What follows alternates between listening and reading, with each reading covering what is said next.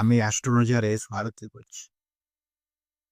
যাদের সবসময় বাড়িতে ঝগড়া, অশান্তি, বিবাদ, পাড়াপড়শির সাথে বিবাদ লেগেই আছে। আপনি কোনো কিছু করছেন না, তার সঙ্গে কোনো ঝগড়া করছেন না, কিন্তু তা সত্ত্বেও আপনাদের সঙ্গে আপনার পরিবারের নিজেদের মধ্যে সবসময় একটা ঝগড়া, অশান্তি, বিবাদ লেগেই আছে। তারা কি করবেন? যাদের এই সমস্যা আছে, বিশেষ করে যাদের এই সমস্যা নিয়ে চলতে হয়, তারা এই জিনিসটা পালন করুন। অবশ্যই পালন করুন। ফলাফল তো পাবেন এবং ভালো জায়গায় পৌঁছবে। কি করতে হবে? না, একটা বটগাছের ডাল কেটে এনে একটা কলমের মতো তৈরি করো।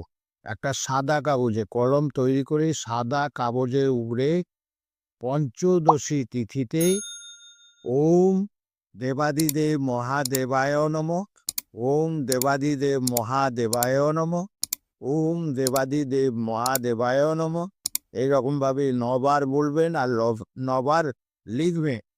পবিত্র স্থানে দীপ আর প্রদীপ, ধূপ, দীপ, প্রদীপ জ্বালিয়ে এক মনে এক ধ্যানে পবিত্র মনে পবিত্র হৃদয়ে এই জিনিসটা পালন করুন। ১ থেকে ২১ দিন পালন করুন।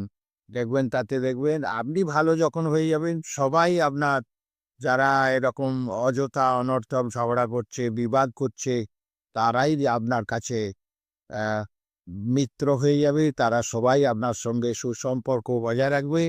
তাতে করে আপনার মনের শান্তি হবে, নিজের শান্তি, পরিবারের শান্তি হবে। সকলের সঙ্গে মিলেমিশে থাকতে পারবে।